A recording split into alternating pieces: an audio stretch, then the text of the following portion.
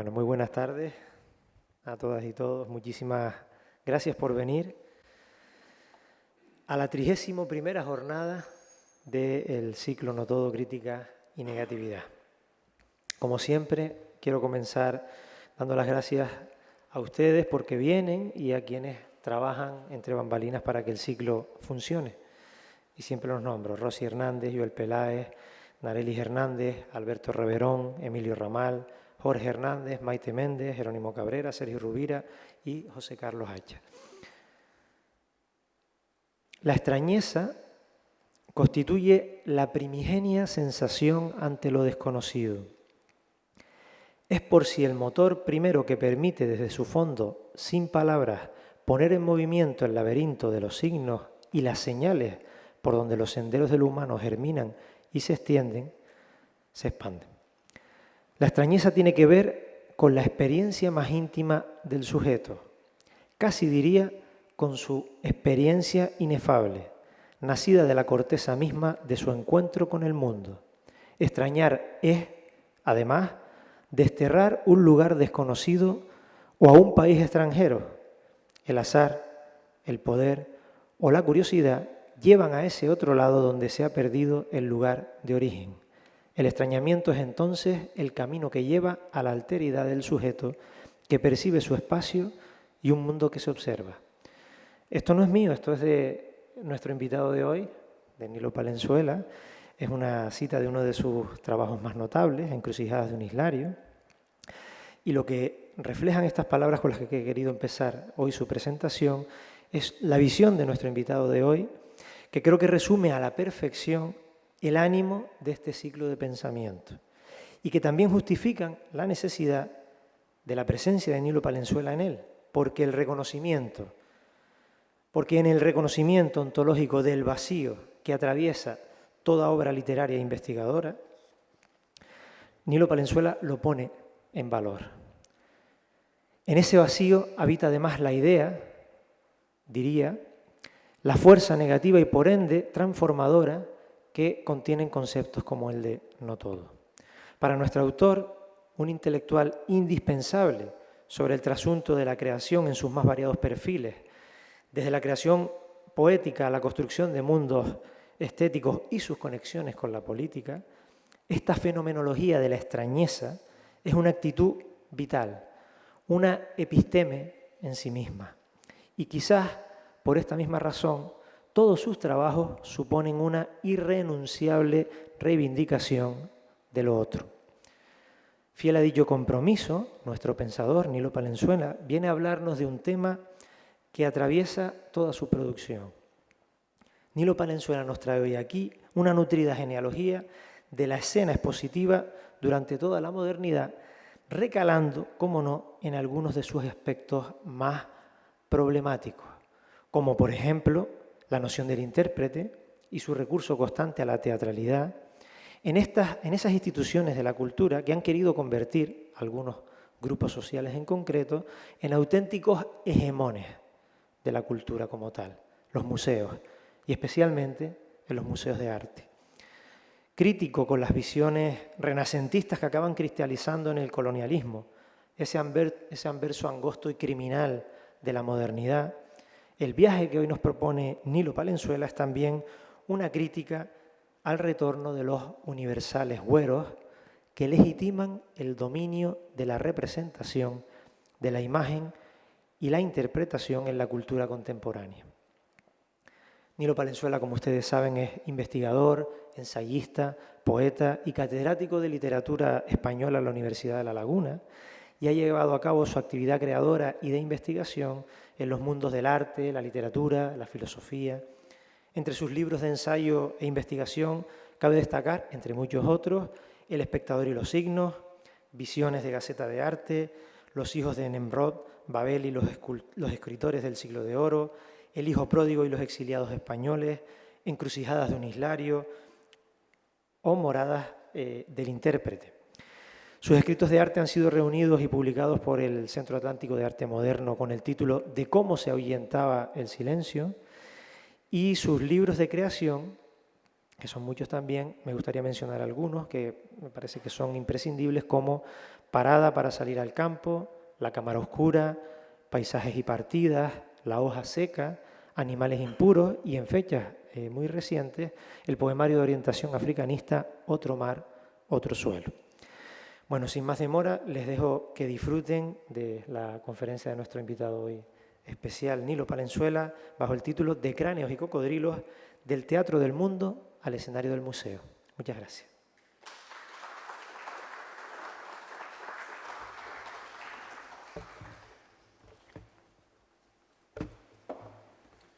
Gracias, Roberto.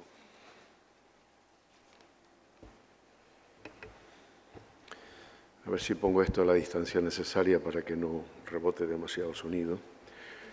Si funciona mal, me lo dices, ¿no? Si ves que... Bueno, pues nada, buenos días.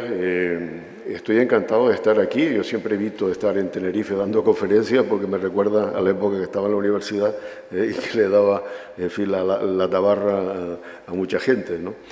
Y bueno, estoy encantado justamente porque Roberto Gil desde hace algún tiempo me ha insistido en la necesidad, que es interesante estar en este encuentro, ¿no? En estos encuentros de no todo. De manera que se le agradezco a Roberto, en fin, su afecto, también su amistad, también sus palabras de ahora, ¿no? Y desde luego a todos los amigos que están aquí y a la gente que le pueda interesar lo que yo diga, que yo tengo mis dudas, ¿no? Pero bueno, y desde luego a Sergio Rubira también por su presencia y por su apoyo. Tengo numerosas imágenes que proyectar, trataré de no extenderme muchas porque una conferencia tiene que ser una hora, todo lo más, porque si no acabamos todos agotados, ¿no? Pero haré una pequeña introducción de forma, vamos a ver, una pequeña introducción de forma así para plantear los temas y luego ya voy planteando lo que me interesa, ¿no? Sobre lo que plantea el propio Roberto de fenomenología de la extrañeza, yo creo que eso ha sido, al menos justamente lo que me ha llevado a escribir desde el principio, ¿no? A pensar, ¿no? Me extrañan ciertas cosas, ¿no? Y me extrañan y trato de buscarle, a ver, ¿dónde están las patas, ¿no? de ese animal que camina, ¿no? Y que no termino de ver por completo, ¿no? En este sentido, he planteado una intervención relacionada con el no todo, en fin, salirse del todo que supone una cultura expansiva, sobre todo a partir del Renacimiento, expansiva y violenta, con unas herramientas, digamos, interpretativas, hermenéuticas, poéticas, descomunales. He querido salirme, pero partiendo también de esa época, que es la época del hallazgo, o del encuentro más bien, con América. Es la época también donde se acaba en el siglo XV la conquista de Canarias. Es la época de la fase colonial, pero las estructuras, digamos, de pensamiento están armadas desde el siglo XV, ¿no? Dos cosas iniciales. En la que insisto, en efecto, ¿no? Es el papel del intérprete, ¿no? El intérprete dentro del ámbito renacentista al menos puede verse desde varias perspectivas. En un lado, como pueden ver, tienen ahí una imagen de Cesare Ripa, Iconología, es una obra de 1593, hoy está todo en el espacio digital, de manera que puede consultarse, ¿no? En esa iconología, en esa imagen de América, pues nos encontramos, en fin, una cabeza o un cráneo, que puede ser un cráneo, y un caimán, ¿no? Esos son los dos elementos sobre los que voy a variar en esta intervención. Pero partiendo de lo que ya he enunciado, América, la iconología de Cesare Ripa, es un libro de intérprete, es un libro de interpretación. El autor pone imágenes, las crea, o las conduce, cuenta con alguien que las crea y las interpreta. Es un fenómeno muy del Renacimiento. En la filosofía secreta de Pérez de Moya, por ejemplo, te encuentras a alguien que está interpretando los mitos, todo eso que está en las pinturas renacentistas, ¿no? ¿Qué significan? Por tanto, la noción de intérprete, que tiene que ver tanto con los museos, con el pensamiento, pero también con los museos contemporáneos, la necesidad de mediación es algo que viene ya canalizado desde muy pronto, ¿no? Esto por un lado. Por otro lado, el intérprete es la condición básica del ser desde el comienzo del Renacimiento. Para los humanistas florentinos, el ser lo determinan las elecciones del individuo, ¿no? El hombre, dicen, puede convertirse en un bruto o en un dios, en un espacio teatral. El mundo es un teatro donde puede convertirse en cualquier cosa, ya digo, en un bruto, en un animal o en un dios. Dependiendo de esa capacidad de interpretación, puede sentarse, digamos, en el banquete celeste, puede sentarse entre los dioses. Por tanto, esas dos nociones, una es mucho más restringida y la otra más abierta, dan cuenta en gran medida de lo que va a acontecer en los siglos siguientes hasta llegar al presente, con mutaciones constantes, pero donde se considera que el mundo es un espacio teatral, es el espacio de sus propias acciones, donde elige, ¿no?, lo que ha de ser y lo que no ha de ser, ¿no?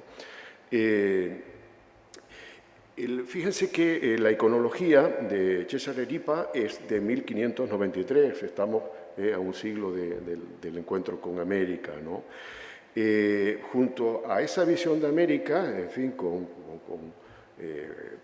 plumas, con una imagen femenina, que es un poco como imaginan a los continentes, junto a esos dos elementos que he comentado, justo al lado, en esa imaginería, en esos emblemas, ¿no?, del libro, aparece esta que está arriba, que es la muerte, ¿no? Muerte, máscara y cráneo, ¿no?, y esqueleto, ¿no? Por tanto, es interesante que la proyección hacia América sea vista desde ese ángulo, ¿no? Cobrará sentido a medida que avancemos. Bueno, hay imágenes ahí en fin, en las que no me voy a detener, pero sí en esta, ¿no? El primer atlas conocido, que se publica en Flandes, de Abraham Ortelius, es el Theatrum Orbis Terrarum, ¿no? Es la Tierra vista como un gran teatro, y es un atlas, ¿no? Es un atlas. Por tanto, también en una fecha próxima el hallazgo o el encuentro, más que hallazgo, encuentro con América del mundo europeo, ¿no? Ese espacio es visto como un teatro, El sujeto ese que se ve a sí mismo como un pequeño dios, comienza a ampliar su territorio y a ver los otros, como un ámbito, como un dominio de donde se mueven las piezas, donde se mueve, donde está el teatro, ¿no? En la parte de abajo, pues todavía hay tierras poco conocidas, ¿no?, las tierras no conocidas de australes, pero de resto hay bastante información para hacer un libro publicado en 1570. Por tanto, estas son las bases sobre las que voy a pivotar para inmediatamente plantear algunas cuestiones sobre los museos de historia natural y los museos de etnología, antropología, museos del hombre, en fin, todo lo que viene después, pero que son sobre todo museos del siglo XIX, que tiene que ver con esa bifurcación que ya planteo en torno al cráneo, en torno al caimán, a modo un poco de ejemplo para emitir también un discurso pues mínimamente crítico, ¿no?, mínimamente desde fuera del todo, por así decir, ¿no? La siguiente imagen que le pongo es la de Vanitas, ¿no? De la Vanitas es una pieza atribuida a este artista de origen inglés, pero que desarrolla su vida en Ámsterdam, y me parece un buen puente para llegar a lo siguiente, ¿no? Bueno, hay referencias a diversos pintores, Rembrandt, otros, pero lo que me interesa, en fin, la cosa es excesiva del barroco, ¿no? Pero lo que me interesa es que ahí tienen ese cráneo, ¿no? El cráneo es la vanitas, es el recordatorio de que se va a morir, todos vamos a morir, es una obsesión renacentista y es un tema de la pintura y de la literatura renacentista repetido, casi arquetípico, ¿no? De manera que es muy interesante, porque lo que parece simbólico se va a transformar también en una proyección material, ¿no? En un desplazamiento hacia los territorios de conquista y hacia una rapiña en torno a pueblos, poblaciones, gentes, personas de otra naturaleza. Parece que la vanitas misma, en esa obsesión, aunque tenga referencias muy anteriores en la cultura europea, ¿no? Está también impreso un destino, un camino que se va a manifestar en el ámbito, digamos, material, ¿no? La pieza, como pueden ver, creo que se ve bien más o menos, asombra un poco. Bueno, un libro de anatomía, es decir, comienza también a estar presente la anatomía, un mundo, un globus, un globo, ¿no? Espacio de conquista, por tanto, pero lo que me costó ver, pero que aparece, y no sé si se ve desde ahí, es que el libro que aparece pone Atlas, ¿no? Es un Atlas. Por tanto, la proyección de las vanitas, ¿no? La proyección, digamos, de la que venimos hablando, se sitúa, se coloca sobre el Atlas, ¿no? A nada que caminemos, a nada que avancemos después del espacio de la Ilustración, es decir, 2 siglos, 3 siglos más tarde, pero bueno, depende de dónde nos coloquemos, esto es una pieza de mediados del 600, de 1640, 50, ¿no? En fin, ya en el siglo XVIII pues se da todo el proceso de conocimiento del mundo, de ciencia, de ilustración y de esto. E inmediatamente, bueno, surge la taxidermia, surge el conocimiento, la búsqueda de animales, de especies, de cosas exóticas que están en ese gran teatro del mundo y que se atrapan y que se atraen y que se traen al ámbito europeo, ¿no? Pues bien, es aquí donde ya pongo y empiezo a plantear ejemplos que tienen que ver con ese punto de partida que es o el cráneo o el caimán, aunque sea al modo simbólico, ¿no? Pongo 2 ejemplos de París y Berlín, de lo que es la raciología, lo que es la craneología, es decir, acaban en ese espíritu ilustrado, positivista, colonial, obviamente, postcolonial, o al menos colonial todavía en el siglo XIX, pues nos damos cuenta de que hay una obsesión por esa, no vanitas, sino desde las vanitas en la voluntad de atrapar los cráneos de los otros, ¿no? De estudiarlos y de mostrar cómo ese ser fantástico que pensaban los humanistas puede ser también reconocido desde la perspectiva material, desde la perspectiva de una presencia de pueblos que son superiores a los otros, desde la perspectiva racial. Los cráneos son el objeto de estudio, de medida. Y a partir de ahí aparecen expresiones que, vistos desde ciertos ángulos y desde ciertas culturas, no dejan de ser asombrosas, ¿no? Es decir, museos de craneología, museos de cráneos, ¿no? El Museo Canario, el MUNA lo tenemos aquí al lado, aunque de forma más, en fin, con un proyecto, digamos, más dulcificado, digámoslo así, ¿no? Pues bien, ese tipo de visión del otro, ya digamos, después de haberse movido por esos mundos, ¿no? Pues a través de esa visión de Atlas, ¿no? A través de esa perspectiva también de que considera que el occidental es un Atlante que puede mantenerlo todo en sus manos, ¿no? O controlarlo todo. A partir de ahí, pues nos encontramos con varios ejemplos, uno de París, otro de Berlín. El de París. El de París, bueno, cráneos de razas humanas, ¿no? Cránea étnica. me he quedado asombrado cuando he empezado a ver, son 340 tipos de cráneos estudiados en el libro. Entre ellos están los canarios, ¿no? Entre ellos están los canarios. Este cráneo que es de Barranco Hondo, de ahí, pues de al lado, ¿no? Y estamos en la fecha de 1882. Verno, en fin, hay numerosos antropólogos, etnólogos, en fin, arqueólogos, viajeros, ¿no? Que envían cráneos, ¿no? Algunos consideramos que son viajeros que relatan, en fin, la expansión por América o la expansión por África hacia Asia. Pienso en Saint Vincent, en Boris de Saint Vincent. Y lo que hacen también es llevar cráneos, ¿no? Enviar cráneos a sus museos, el Museo de Historia Natural, ¿no?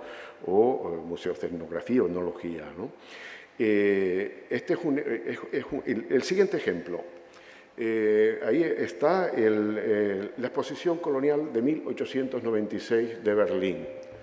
En fin, la traducción está ahí al lado, Alemania y sus colonias en el año 1896, ¿no?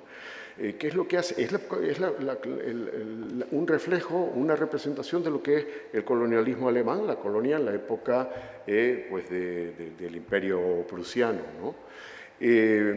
¿Quiénes intervienen en eso? Pues interviene mucha gente, hay autores diversos, pero he querido destacar sobre todo a Felix von Luhmann, ¿no? Felix von Luhmann. ¿Quién es este personaje? Pues es un austriaco, un médico austriaco que se interesa por la etnología y que en 1885 ya forma parte del museo, de los cargos, digamos, directivos del Museo de Historia Natural, ¿no? Exactamente el Museo Real de Etnología, ¿no? En 1905 ya es el encargado de toda la zona de Oceanía y de África. Es alguien que va a recoger todo tipo de cráneos y los va... hay una colección enorme todavía, ¿no? Que pertenecen a ese fondo de este personaje y que están en ese proceso, en fin, todavía en archivos y pendientes de enviarlos a sus territorios respectivos. Es una vieja demanda que se da en América, que se da en África, ¿no? O en Oceanía también, ¿no? Esqueletos, en fin, ancestros, por así decirlo, hurtados, ¿no? Y llevados al estudio científico, o a los estudios científicos europeos, ¿no? Antropológicos, etnológicos de Europa, ¿no? Es interesante este personaje porque si nos vamos al MUNA, ahí al lado, hay un panel donde se habla de él y donde además se dice, bueno, que tiene un artículo que ha citado Roberto alguna vez, pues se llama algo así, acerca de una colección de cráneos de Canarias, ¿no? Es decir, tuvo también la mirada hacia el ámbito canario, ¿no? Este es uno de los animadores, ¿no? Algunos están en el Museo de Prehistoria e Historia Antigua. ¿Qué es lo que pongo ahí? El libro que veíamos hace un momento, este que está aquí, aparece muchísima información y entre ellos aparecen la gente que invitaron, sobre unas 100 personas tuvieron que desplazarse de África para acudir a la exposición, una exposición colonial de Berlín. Ahí están el pueblo herero y Namá, ¿no? Que van a tener un importante, en fin, un trágico destino de forma casi inmediata, ¿no? Ahí tenemos a nuestro Van Luhmann sacando fotos de todos los de perfil, es decir, buscando la cuestión étnica de hombres y mujeres africanos, ¿no? Aquí está también lo que es un zoo humano, que es una práctica absolutamente asombrosa, siniestra, pero que se da en el siglo XIX En este caso, pues se exponían a los pueblos africanos en medio de la exposición esa colonial, en sus formas, por lo menos querían mostrarlo como si estuvieran en África, ¿no? En realidad estaban así, ¿no?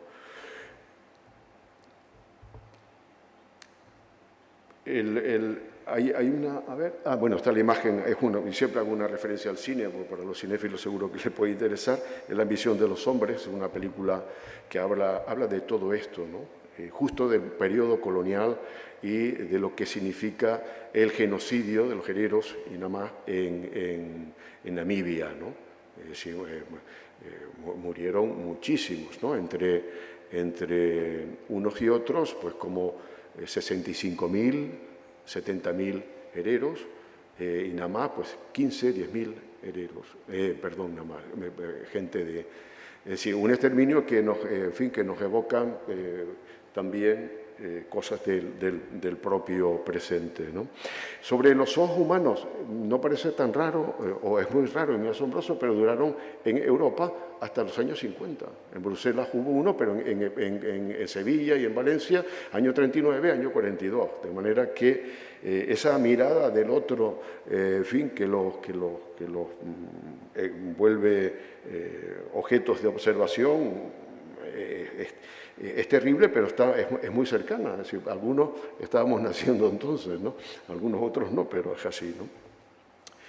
Junto al proceso de mirada hacia digamos, hacia el otro, los cráneos, en fin, la craneología, pues está el Museo Canario, desde luego, y muchos museos relacionados con esto, ¿no? De historia natural, se dan lo uno y lo otro, ¿no? Se da, todavía algunos de ustedes, imagino que la mayoría habrá ido por el Museo Canario, y te quedas un poco asombrado porque todavía el modelo expositivo es del siglo XIX, comienzos del XX, ¿no? Es decir, vitrinas y vitrinas de cráneos numerados, ¿no? Ese era el modelo, ¿no?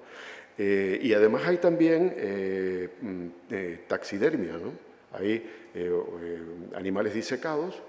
Y por tanto, la otra obsesión del periodo colonial o postcolonial, de la época del finales del siglo XVIII, donde ya se consiguen ciertas técnicas para mejorar digamos, la supervivencia de los animales, esto es bastante antiguo, pero que se pronuncia entonces y que sirve para que los europeos o los civilizados de un lado y otro del Atlántico, puedan ver esos animales un poco exóticos que vienen de África, de Asia o de otro lugar, ¿no? Esto está en el Museo Canario, simplemente, ¿no? Esto es de lo que estaba hablando, le estaba hablando de algo que no tenían delante, ¿no? Es realmente pavoroso, ¿no? Hay una imagen, hace ya algunos años, una amiga reunionesa, artista reunionesa, que entonces era joven, cuando entró al Museo Canario se quedó horrorizada, ¿no? Alguien que venía en fin, cerca de Madagascar, de un mundo donde en fin, la esclavitud ha sido terrible, pues que se expongan de espacios coloniales. El cráneo no deja de ser una cosa asombrosa, ¿no? También Boubacar Boris Diop, el novelista senegalés, al comentarle esto alguna vez, se ha quedado ha mostrado su perplejidad, ¿no? Pero sabe bien que es una cuestión muy euroamericana o eurocéntrica, proyectada hacia otros lugares de América, Estados Unidos, etcétera, ¿no? Sobre los taxidermistas, pues es célebre una estampa que reproduce el encuentro de Darwin cuando era joven, estaban en Edimburgo, en contacto con John Edmonston, que es un esclavo liberto, ¿no? Libertado, libre, ¿no? Procedente de la Guayana inglesa, ¿no? Y es el que le enseña a disecar pájaros, ¿no? Que es lo que le interesaba poderosamente, ¿no? Los taxidermistas están muy presentes en cualquier cosa en el arte colonial, claro. Es decir, esto es una imagen sacada del libro al que aludía antes, donde pueden ver exactamente, bueno, pues que había zoos humanos, pero también había animales expuestos, ¿no? Es raro, es decir, pueden verse en cualquier museo, incluso actual, ¿no? Aunque ya, en fin, los siniestros queriéndose quitar de la vista, aunque los siniestros sigan formando parte de lo que somos, ¿no? Por mucho que nos queramos lavar más o menos la cara, ¿no? Esto es del Museo Nacional de Historia Natural de París, un elefante atacado por un tigre, que tiene que ver con un ataque del duque de Orleans, al duque de Orleans, que se evoca ahí, pero también una revista inglesa, donde pues, se plantean cosas similares, ¿no?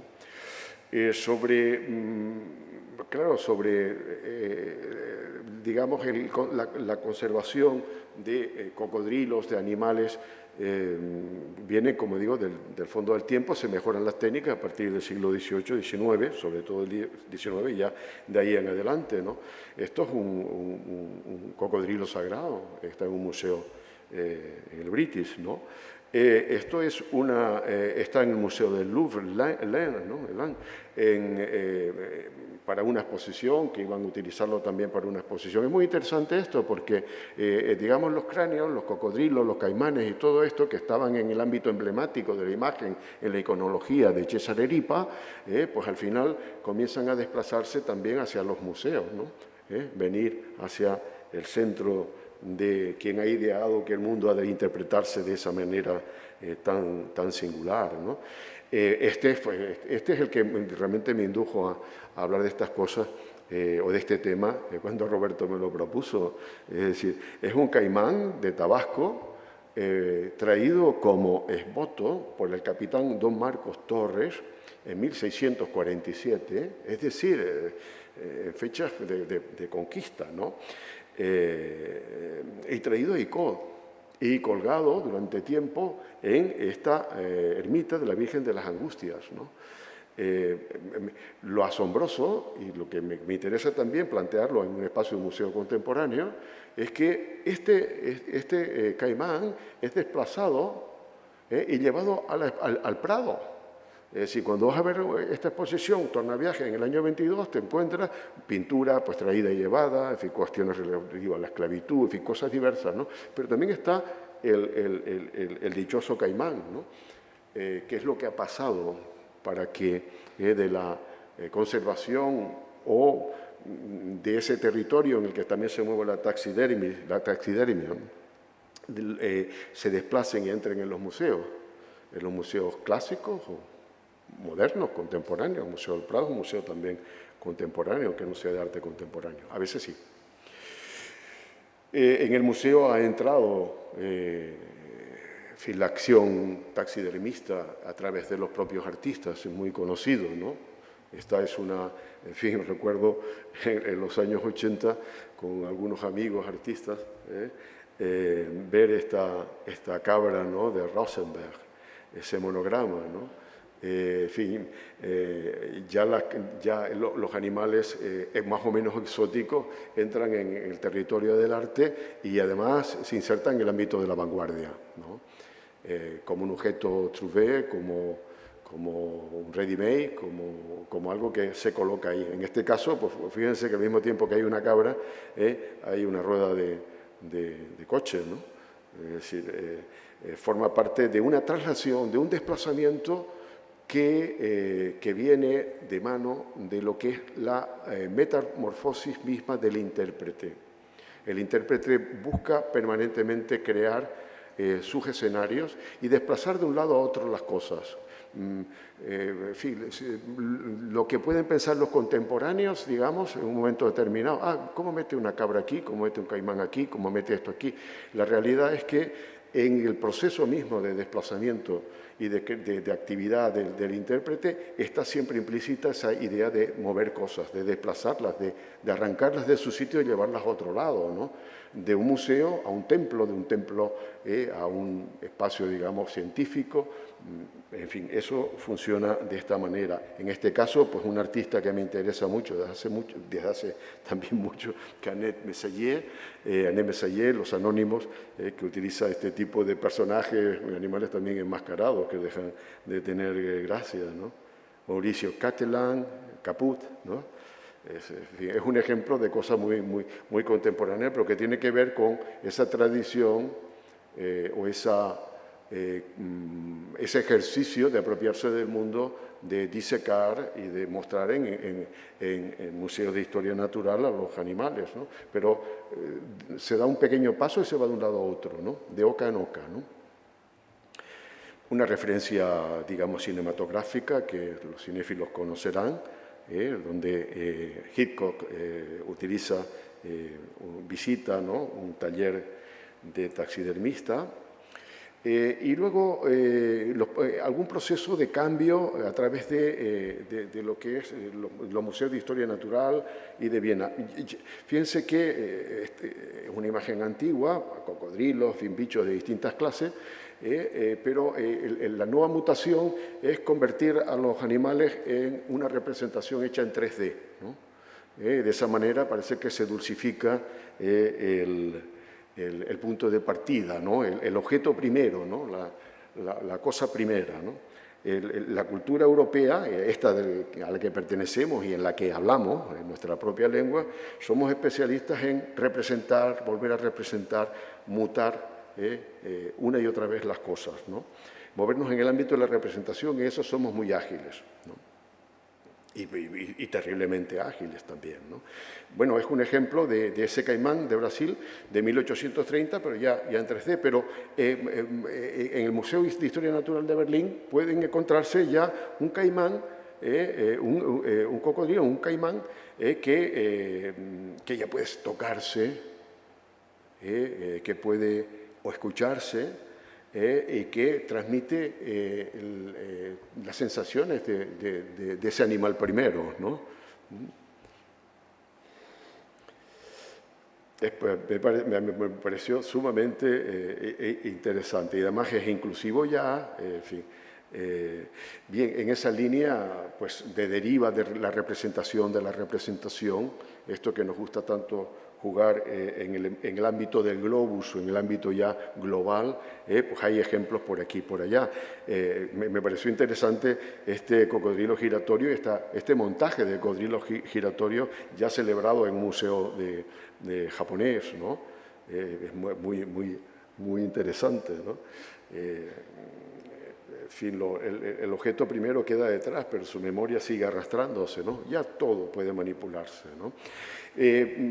Acabo en relación con la cuestión de los cocodrilos, porque me parecía interesante. Hay un montón de imágenes, pero desde luego algunas son muy interesantes. Esta de Marcela Cabuti es una artista que debe tener ahora pues, 50 y tantos años, de origen argentino, que funciona muy bien en el ámbito también internacional.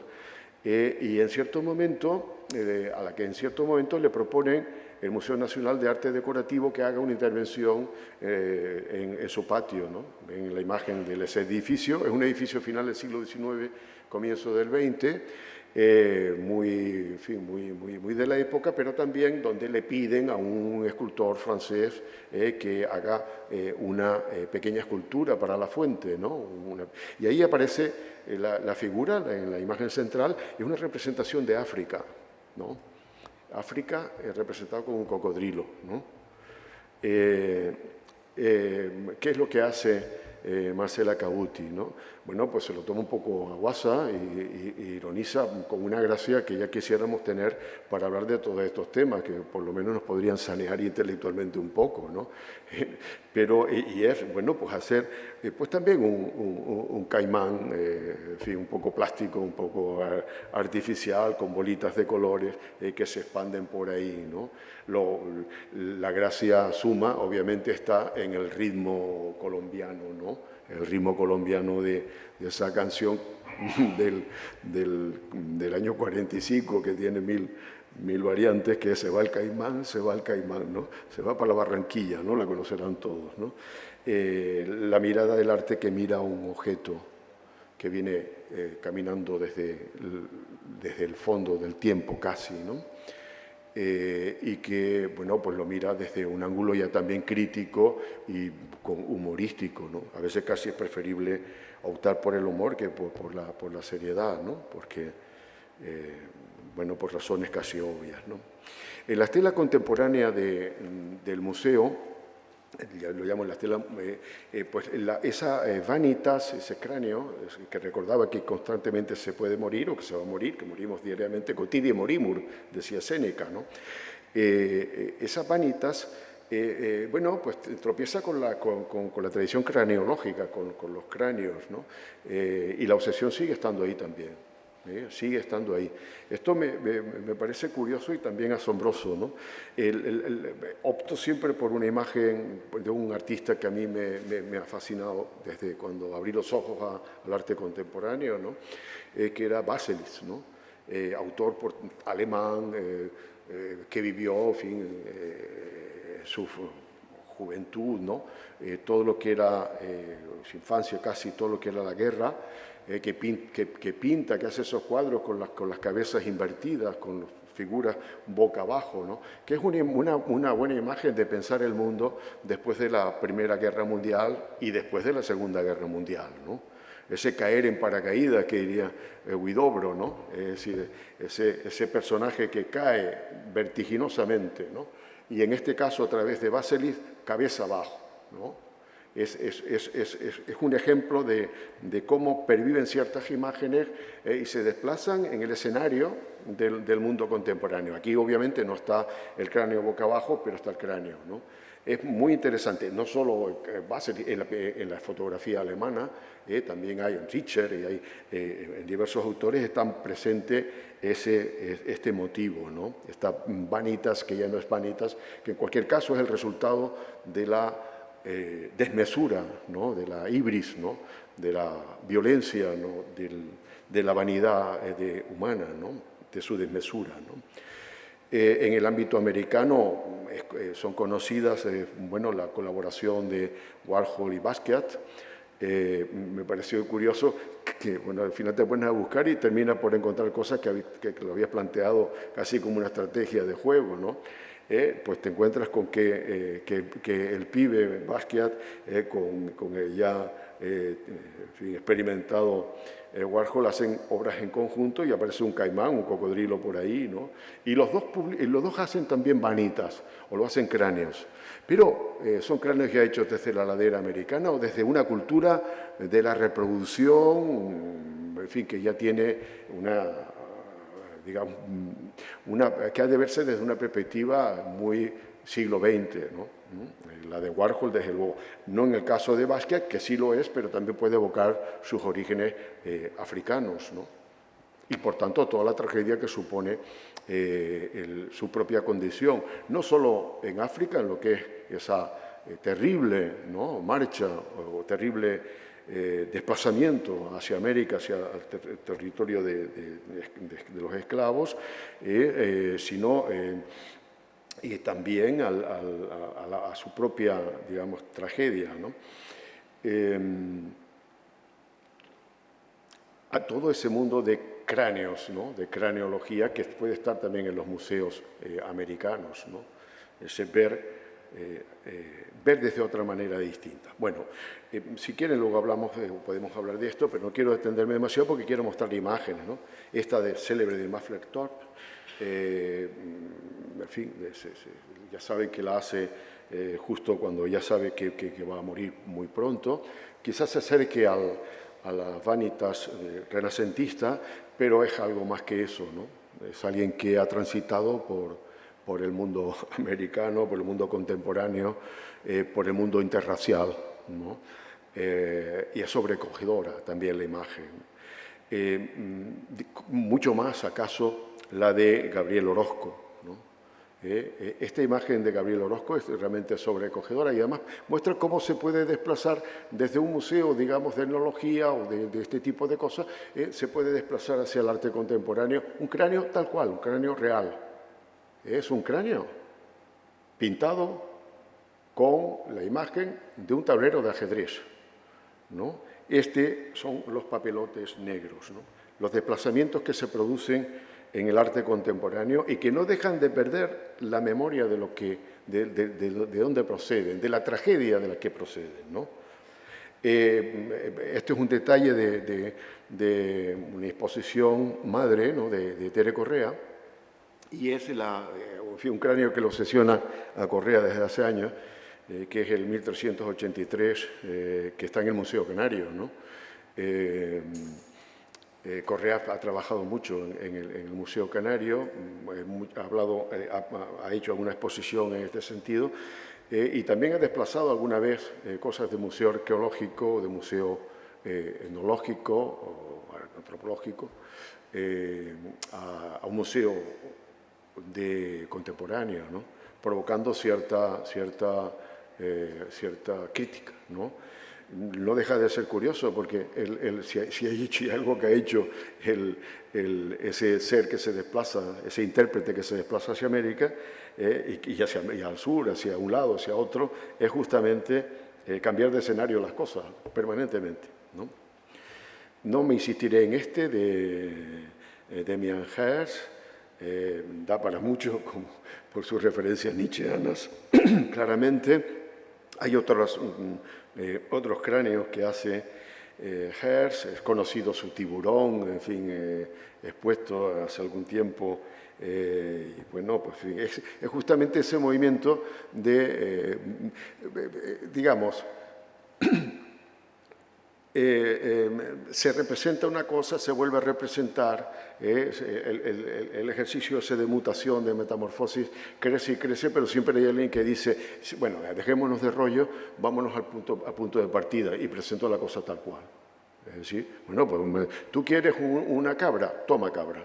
Tú quieres un tiburón, toma tiburón. Y te saltas todo el proceso de mediación crítica donde otros intérpretes están haciendo piruetas intelectuales o más o menos practicando la agudeza y el arte de ingenio, ¿no? Esta da, como digo, para mucho, pero bueno, solo quiero poner imágenes. Como, en fin, por Cyril Ledin tengo una debilidad por su capacidad de robar cosas, ¿no? Y hacerlas suyas. Me parece una artista estupenda. Y ver este cráneo de cristal, que es una composición con cráneos, ¿no? Que evoca la tradición de las vanitas, quizás más cerca que cualquier otro de los que estoy trayendo aquí, ¿no? Pues me parece interesante, ¿no? Ya en el espacio de la instalación, ¿no? En el espacio de la representación, digamos, pictórica, ¿no? Interesante me parece también esta de dos personas de mongoles, Nomin Bol y Archimbol Asursana, que llama Copa de Vida. Es muy interesante, pues son los cráneos en efecto, pero ya fabricados, representados, dispuestos como una enorme cortina en un gran espacio y donde además son distribuidos de forma musical, como si fuera no tanto una partitura, sino como si se estuviera indicando cómo tocar el telégrafo, ¿no? Cómo tocar la comunicación telegráfica, ¿no? Para mí me pareció curioso e interesante. ¿Cuál es digamos, las raíces de esto? Habría que indagar, ¿no? No me he parado en esto ni lo voy a hacer tampoco ahora, ¿no? Y por otra cosa porque no hay tiempo. E interesante, desde luego, el vídeo de Marina Abramovich, ¿no? Desnudo con el esqueleto. Ella alguna vez ha trabajado con esto.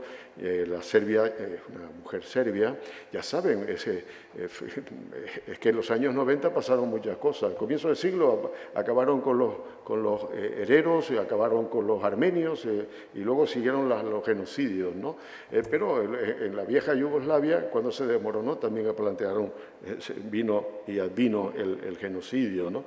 Y esto es un vídeo muy interesante donde Marina Abramovich bueno, pues reproduce esa oscilación entre la vida y la muerte, que ya no es una vanitas retórica, ¿no?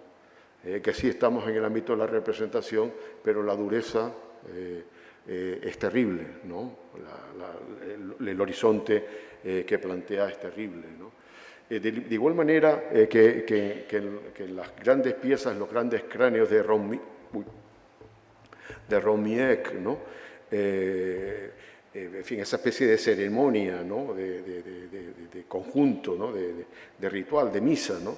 Donde aparecen cráneos enormes, como suele hacer en general en su actividad creativa, y donde el propio Miek ha declarado que tiene que ver con todo lo que es el proceso de exterminio que se ha planteado en diversos lugares, en Yugoslavia, desde luego en el siglo XX europeo, pero también en África, ¿no? Él es australiano, es decir, que puede ver las cosas también, aunque muy metido en el norte, pues también desde el sur, ¿no? Tiene que ver con las masacres de Ruanda. Es decir, esto que para algunos, ¿no?, fue realmente terrible, ¿no? Cuando veíamos en los años 90 cómo se masacraba a machetazos, con machetes, por cierto, porque eran baratos y podían comprarlo en los mercados chinos, ¿no? Se masacraba a toda una población, 800.000 tutsis mueren en apenas 2 meses, asesinados a machetazos, ¿no? Esto, bueno, hay un vídeo de bodas de sangre de Nel Ochoa donde hay imágenes justamente de esto, ¿no? De esa barbaridad, ¿no? ¿Cómo no poder ser conmovido? ¿Cómo no ser conmovido por este tipo de cosas, ¿no? Yo creo que eso está ahí, y el arte también en sus ejercicios de transformación lleva de un lado a otro pues lecturas también de realidades que pueden ser interpretadas también de forma plural, ¿no? Detrás está el genocidio, en fin, hay varios memoriales de espacios, digamos, de recordatorio de los asesinados, ¿no?, en Ruanda. Este es uno de ellos, Murambi, ¿no? Murambi, genocidio, el memorial, ¿no? He querido poner el edificio, pero también los osarios, ¿no? Obviamente no estamos en el terreno del arte, ¿no? ¿O sí? Estamos en el ámbito de la representación, que tiene algo también de, bueno, lo fotográfico en sí mismo, como fotografía, tiene algo también de representación y de estética, ¿no? Pero nos devuelve el punto de partida, a ese espacio de desplazamiento colonial que quiere poner debajo del pie a los cráneos de los otros, ¿no? En este caso no era solo una cosa de Hutus y Tutsis, era todo un movimiento digamos, de poder de las potencias europeas, belgas, también francesas, que les interesaba que los Hutus gobernaran. Fueron ellos los que colocaron a los Hutus, que era una etnia menor, en el poder, ¿no? En cualquier caso, los Tutsis murieron de forma terrible, realmente terrible. Es sobrecogedor, ¿no? Antes hablé de Boubacar Boris Diop, que es un excelente escritor, muy traducido,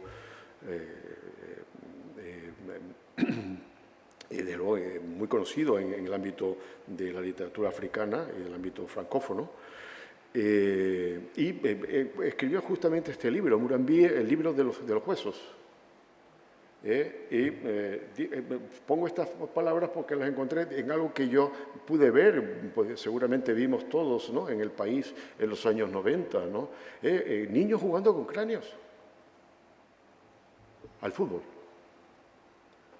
Hasta me han dicho que juegan al fútbol con los cráneos, ¿no? En fin, por tanto, la experiencia a veces que está o que subyace en estos ejercicios, digamos, a veces pueden ser más o menos estéticos, detrás está todo un mundo que es de conquista, que es de espacio de la alteridad, de espacio del otro, dominado por las fuerzas que vienen en fin, del norte, básicamente, ¿no? Que vienen a expandir su propio ser, su être crâne, ¿no?, su propia naturaleza, ¿no?, su propia ontología, ¿no?, su propia forma de entender la propia existencia, con todas las consecuencias trágicas que eso tiene, ¿no? La representación, cuando nos movemos en el ámbito de la representación, como lo que señalaba de la iconología de César Eripa, apunta hacia lo que está ocurriendo o lo que va a ocurrir. Es decir, que los ejercicios a veces digamos, de imaginación o de ficción pueden ser peligrosos, ¿no? Bueno, este es el recorrido, no sé cómo voy de tiempo, he tratado de acelerar un poco.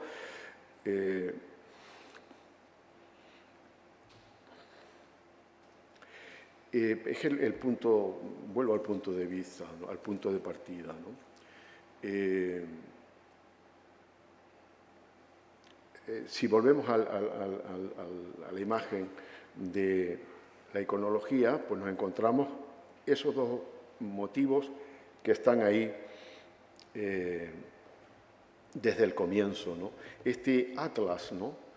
Que por la que se expande el ser, la forma de ser de la cultura expansiva judeo-cristiana.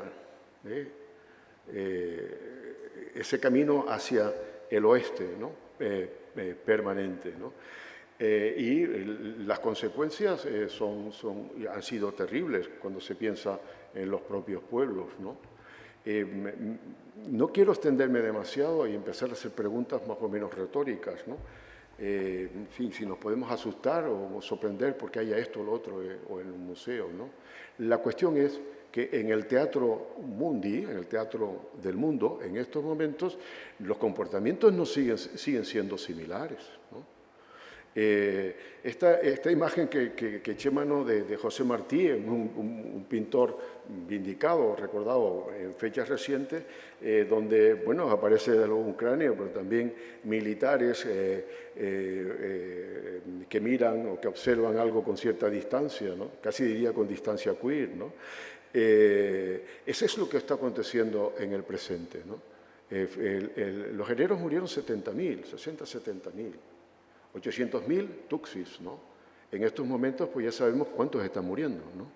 Es realmente esta especie de ejercicio, ¿no? O este ritual de destrucción se repite cíclicamente. Yo tengo la idea, o me parece, quizás una cosa, no me importa decirlo, es que lo que sucede en el Renacimiento, básicamente, en su fase expansiva, tecnológica también, lo que está descrito en la propia imagen de la iconología es realmente un camino, un discurso que se repite, que se extiende hacia las fronteras. Cuando el mundo no encuentra las fronteras, cuando ya se ha llegado a todos los lugares, como una gran resaca, ¿no? Como una gran ola, esa resaca regresa, ¿no? Y regresa a sus orígenes, ¿no? En el siglo XX ha regresado alguna vez al corazón de Europa, sigue en el ámbito ucraniano ahí, pero sobre todo en estos momentos poner al otro, pisarle el cráneo, se está planteando en el espacio mismo del origen de la cultura europea, que es en el espacio, digamos, judeo-cristiano, en el caso judío en este caso. Una cosa realmente descomunal. ¿Cómo es posible que esto ocurra? Parece un destino de toda una cultura y probablemente de las bases mismas de hermeneusis, de interpretación del mundo y de reconocimiento del otro o no reconocimiento del otro que está en la base de esta cultura. No lo sé, en cualquier caso son dudas que tengo, ¿no? Me extraña, como por volver al comienzo, ¿no? Esa fenomenología de la extrañeza. Asistimos al mundo y al arte también, casi siempre de forma extraña, ¿no? Asombrado, a veces con panoramas así tan siniestros. Por cierto, y acabo con esto, que vi a mi amigo Luis Palmero detrás y pienso que aquella cabra con la rueda ha dado para mucho, ¿no? En este momento pues, me ha servido para darle vueltas a un tema que me preocupa. Gracias a todos, gracias a Roberto, gracias a Sergio Rubira, a Altea y a todos ustedes que están aquí con una enorme paciencia para escucharme. Gracias.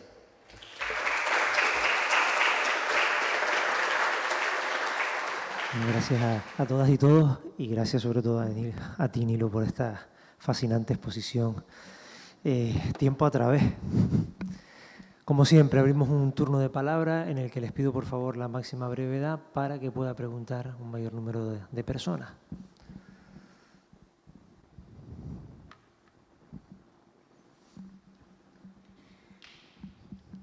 Cállense ya definitivamente.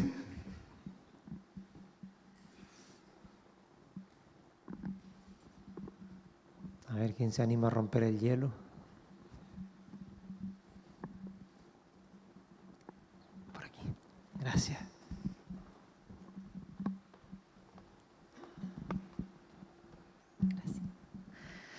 Bueno, hola. No sé si puedo expresar un poco todo lo que me ha venido a la cabeza al oír la charla. Pienso a partir de la iconología, que también está Panofsky ahí por medio, ¿no?, a principios de siglo, y cómo él describe la perspectiva lineal, ¿no?, en relación precisamente a todo esto, a cómo la perspectiva lineal crea, bueno, esto es un trabajo que además también hace, y lo traigo de la perspectiva lineal del Renacimiento, hasta Ito Steyer con Los condenados de la pantalla. Cómo ella expresa todo lo que significa la línea del Renacimiento, ¿no?, esa invención, esa representación también, que un poco inventa una línea fija con un suelo fijo que va a extenderse desde Occidente hacia los lados, ¿no?, y que también va en esa misma línea.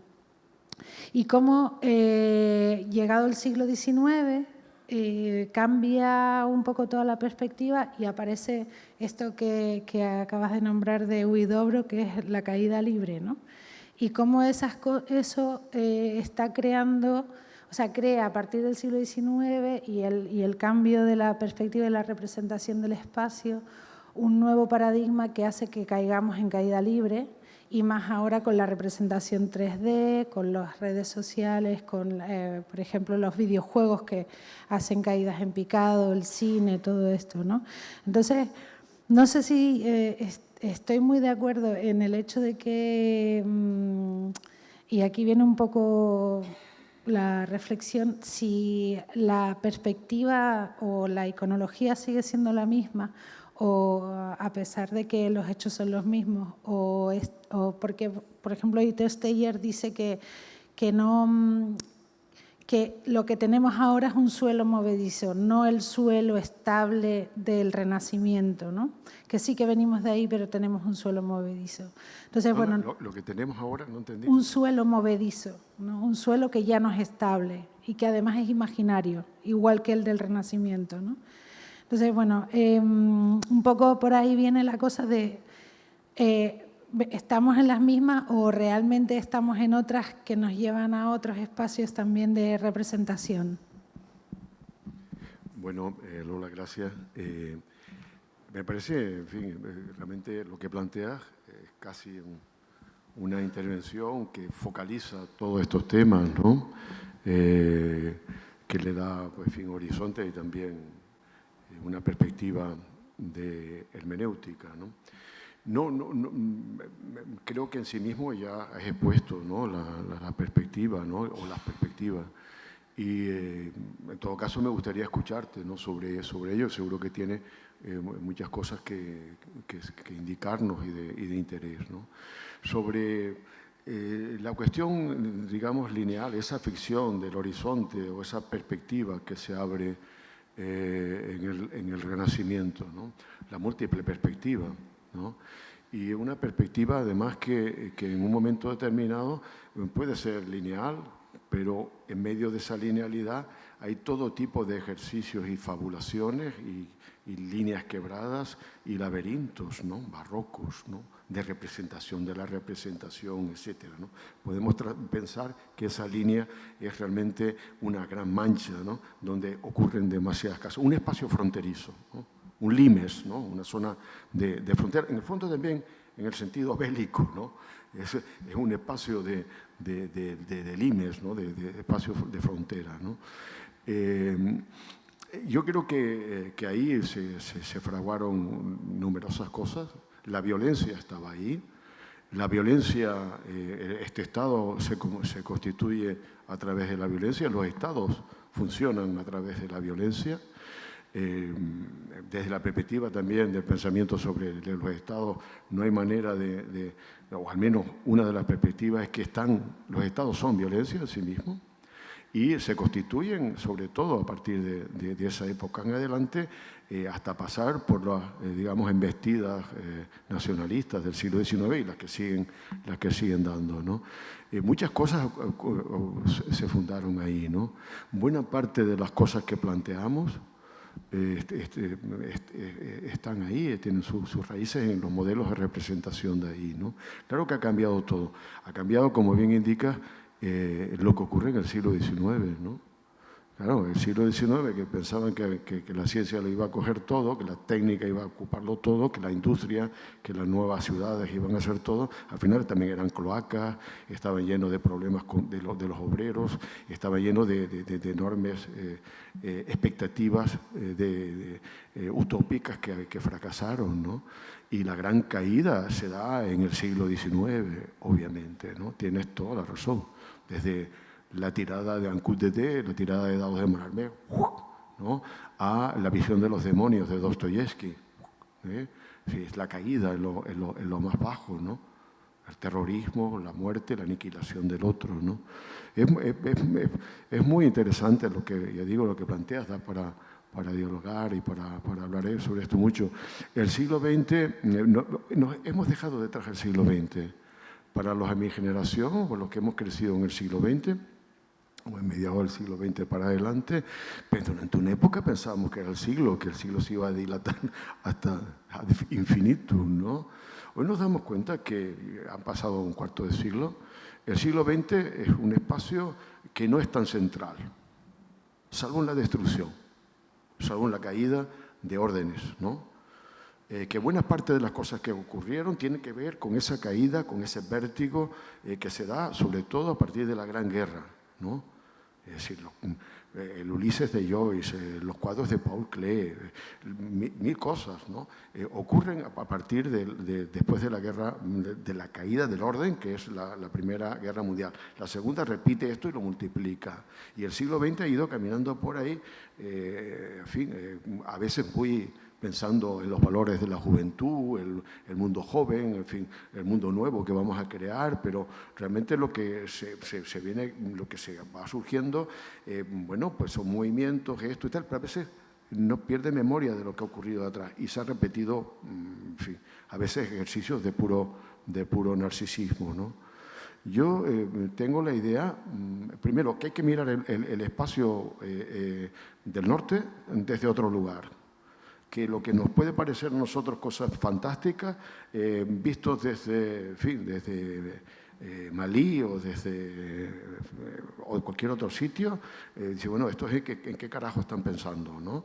Es decir, buenas fábulas, eso, cultura del norte, cultura poderosa, cultura de gran hermeneusis, cultura de gran capacidad económica, obviamente, ¿no? De museos, de pasta, en fin, de todo esto.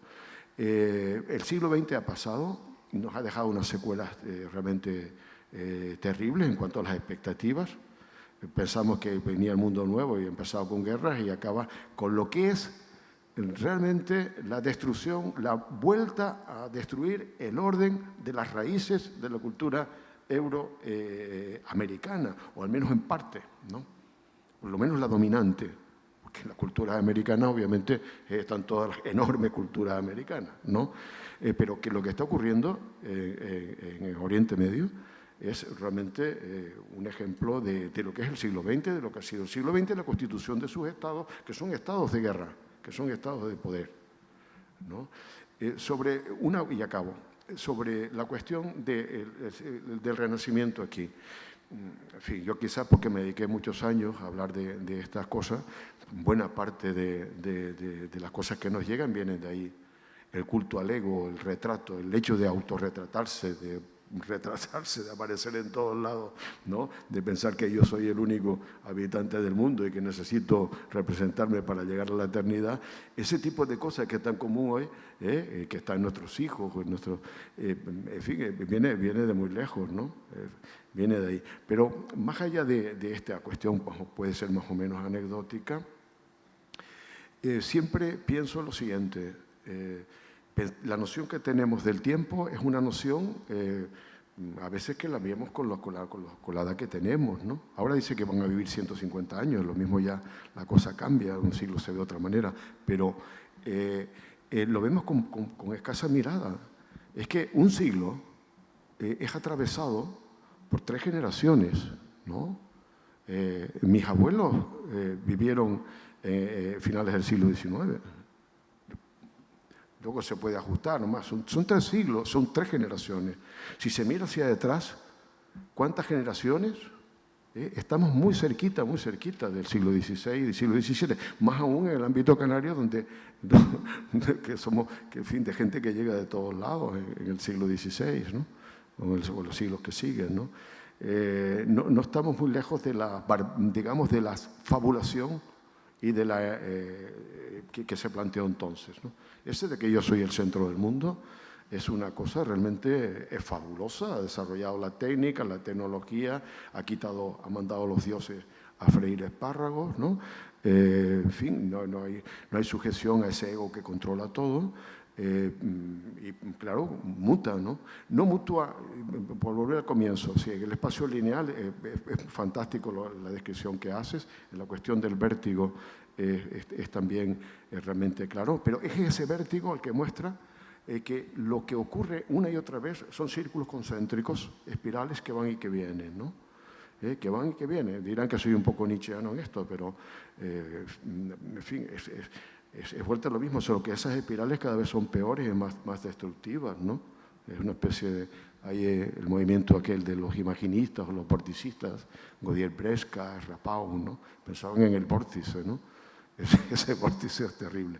Pero, en fin, te agradezco, está lleno de sugerencias lo que dices, me gustaría más escucharte que ponerme a hablar. ¿Más preguntas?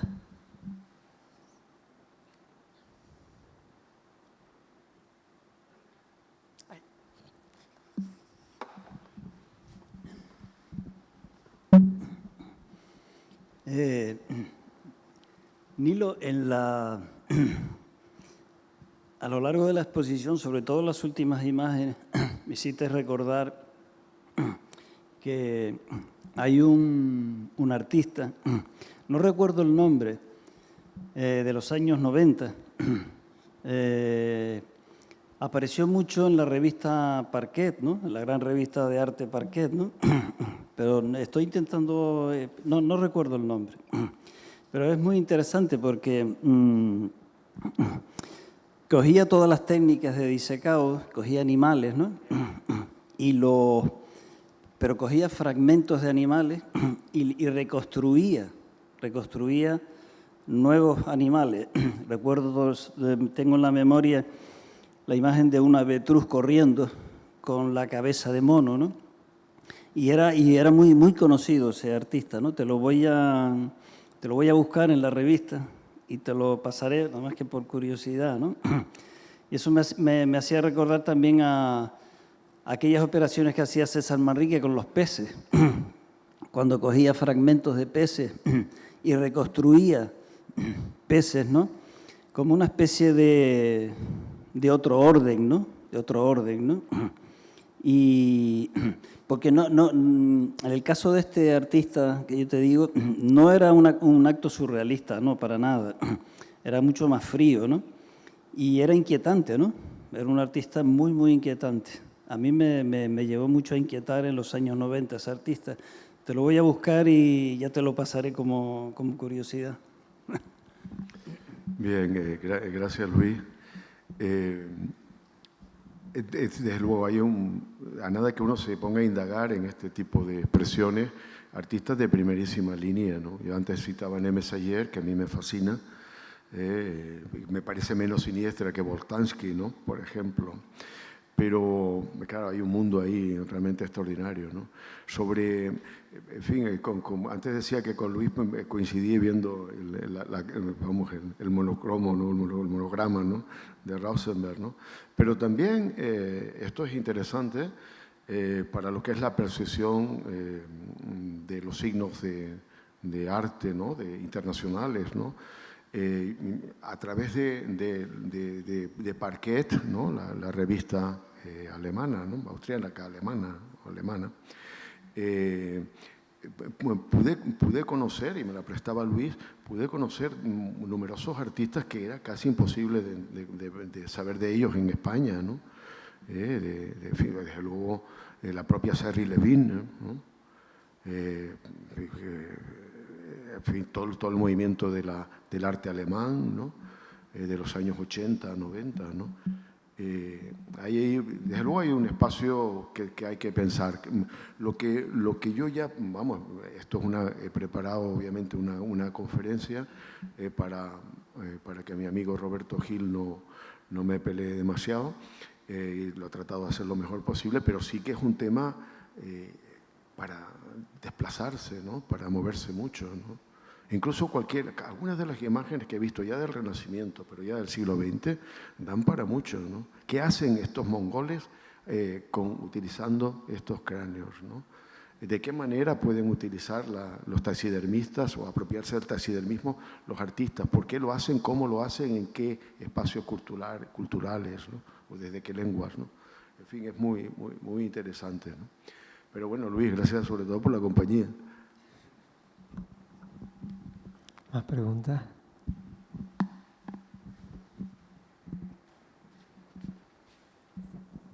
Muchas gracias, Nilo.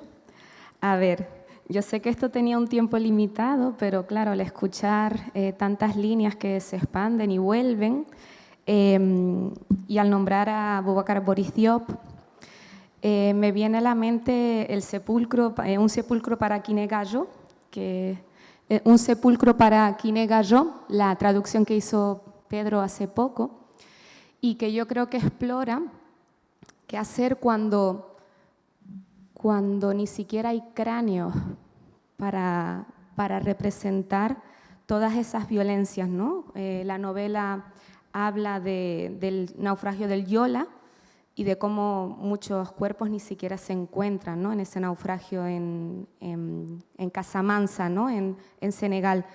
Entonces, te quería preguntar al hilo de esto, y ya que se ha hablado de vacíos, ¿no? Y de cuando no hay, ¿cuál sería el siguiente hilo, ¿no? en esta exposición? ¿Cómo representar el vacío cuando no hay cráneos, cuando no hay nada? Bueno, Paula, nada, ya digo lo mismo que Lola, ¿no? Pero casi preferiría escucharte, ¿no? Que decir lo que pienso, ¿no? Porque seguro que tienes más claridad sobre este tema que yo, ¿no? A mí me inquieta esto. Me inquieta, ¿no? Y es curioso porque nuestro propio entorno tendría que ser más inquietante, ¿no? Recuerdo, por ejemplo, para algunos artistas reunioneses, la reunión está, en fin, al lado de Madagascar, pero ya bueno, metido para adentro, por el Índico para adentro, para ellos es normal pensar el mar lleno de cráneos, ¿no? ¿Por qué? Primero por las enormes tormentas, ¿no? Que hay en el Índico, pues los barcos los hundían y los esclavos los llevaban encadenados directamente al fondo, ¿no? Esa ausencia pues, es realmente terrible, ¿no? Y no se ve lo material, no se mete en un museo, no se coloca aquí y allá, pero probablemente pesa más o debe pesar más en la memoria o en ese ejercicio de recordar, ¿no? De volver a acordarse de algo, ¿no? de nuestro espacio, de nuestro mundo, ¿no? Los senegaleses, pues también los de Mali, hasta los de Guinea Ecuatorial, ¿no? Tirarse al mar una y otra vez.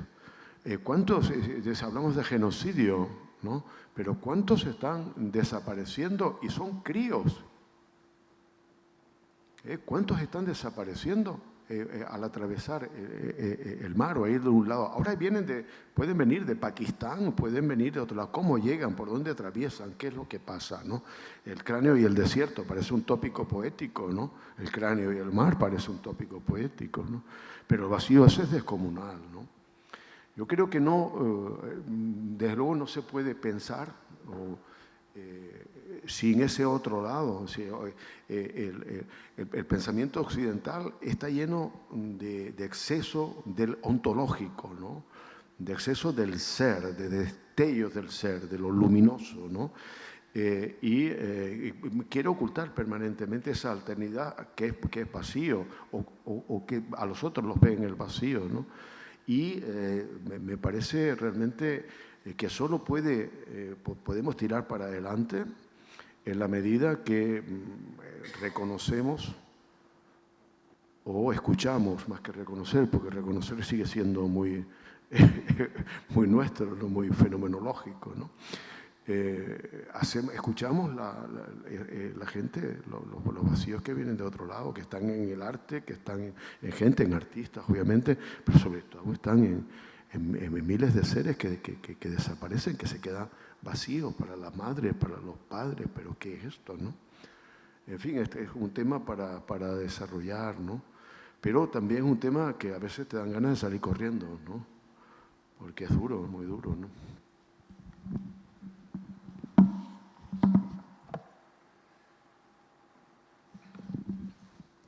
Y quisiera hacer una pregunta que va un poco hacia el telón de fondo, o la parte que está comprometida en este aspecto que has señalado muy bien de la representación y la otra vez representación, ¿no?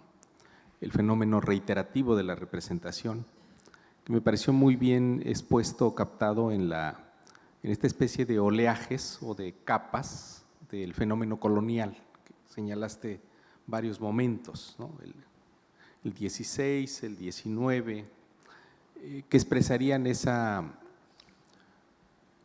ambición, lo señalaste en esta respuesta anterior, una especie de ambición ontológica, ambición totalizadora, ambición de captar, atrapar, que estaría presente mucho en estos procesos que desde la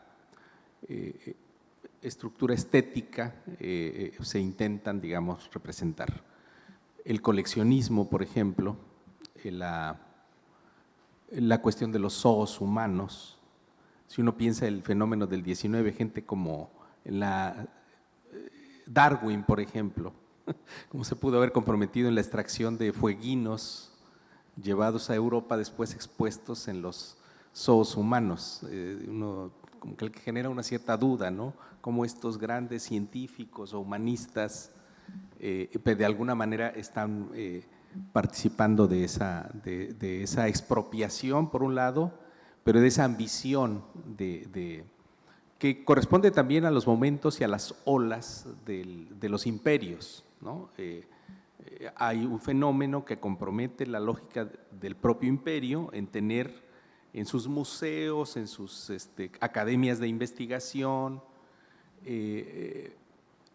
comprometerse con la idea de la diversidad humana, pero la diversidad humana en un sentido de lo muerto, lo que ya una historia pasada, pero no la diversidad humana en un sentido más efectivo o vivo, que comprometería una idea de una ontología más compleja, más incierta, como es la vida misma, y no esto de pisar el cráneo del otro, jugar hasta el fútbol con el cráneo del otro. ¿Cómo pensarías esta relación o esto que estaría un poco más detrás de la estructura que conforma la lógica de estos imperios, de expresiones, la expansión colonial, la expedición científica, la recaudación para las colecciones, para los… ¿Cómo verías este proceso? No sé si me di a entender en lo que quería preguntarte, que me gustó mucho todo el uso de las imágenes y demás. Bien, gracias. Oye, tengo que estar contento hoy porque las intervenciones me dan ganas de escuchar lo que dicen y aprender sobre todo, ¿no? Yo, salvo cuando me pagan, hablo en público, de resto procuro estar callado, ¿no? Pero estoy encantado de ver la perspectiva, la certeza, la precisión, ¿no? También de las intervenciones y las cosas que me dicen, ¿no? En efecto, ¿no? Detrás de ese oleaje, de esas olas, de esos movimientos, digamos, que se dan, es decir, vi antes o señalé antes de ese canario medio cacique también, ¿no? De ICOD, ¿no? Que de familia poderosa, ¿no? Que se va a América, que está por allí en México, que trae para acá esto, trae eso, y traen arte, traen de todo, ¿no? Para sus museos o para sus gabinetes, ¿no? O para sus ermitas, ¿no? Traen de todo, ¿no? Todo ese proceso es realmente es un proceso fundacional en el sentido de la perspectiva renacentista, posrenacentista y probablemente desde el origen del pensamiento, ¿no? De eso de que todo ha de caer en el ámbito, como decía Ortega, ¿no? En el ámbito de la racionalidad, ¿no? De la razón, ¿no? Solo lo que pienso puede caer entre mis manos, ¿no? Y solo a partir de ahí puedo avanzar hacia zonas más tal. Cuando escarbamos un poco y lo vemos desde esta perspectiva, realmente no se avanza tanto. Se vuelve más ágil, más sutil, más lleno de esquinas, el museo más lleno de cosas, nuestro ars memorandi también más complejo, pero está siempre ese otro espacio, que es el espacio de los otros, ¿no? Y ese otro se reduce a traerlo a los gabinetes, a los museos y al tal.